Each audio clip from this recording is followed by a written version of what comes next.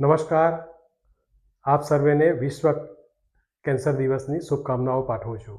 હું doctor AT Leuva doctor M K Shah medical college અને SMS multi speciality hospital ખાતે dean તરીકે કામ કરું છું.